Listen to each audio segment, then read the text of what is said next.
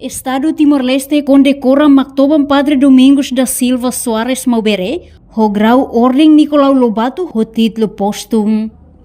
Cerimônia condecoração realiza a missa fúnebre Mactoban Amo Maubere Niang e a Igreja Imaculada Conceição Catedral Dili, segunda-feira lorong sanolo resin sia fulang maio tinariun rua ronolo resin lema. Condecoração ho grau Ordem Nicolau Lobato, ho título póstumo entrega diretamente ao Presidente da República José Ramos Horta, ba representante da família Mactoban Amo Maubere.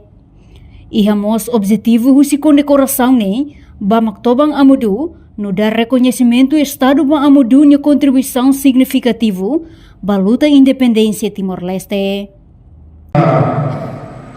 2023,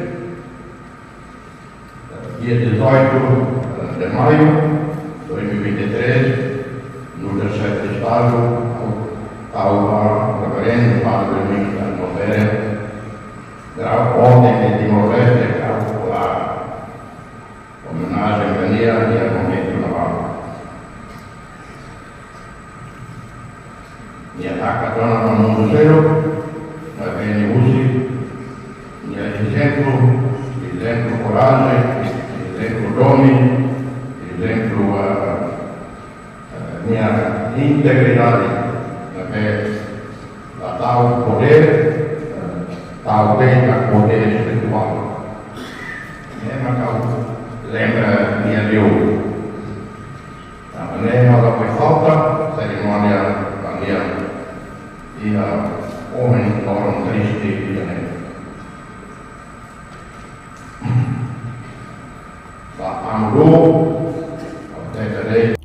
Portanto, Amudu Moris ia lete forro, suku dukurai ia lorong sanulu resin roa, fulang mayo tinarihung ida atau sia 50 resin roa, oan husi Isais José Soares, no inan Teresa da Silva Soares. Husi tinarihung ida atau sia nenulu ton tinarihung ida atau sia nenulu resineng, Amo Maubere tama escola primária católica, ia missão ermera, no completa ninia escola, ia Colégio de Infante de Sagres Maliana.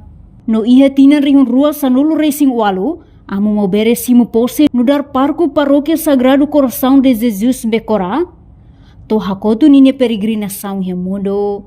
Reportagem Marquita da Silva, Televisão Timor Post. Janela informação ba emohoto. Atua tem informação atual dia kliu, kita haluha, hane botão subscribe, like. Halo comentário no Fahe Tutang ba media sosial hotu.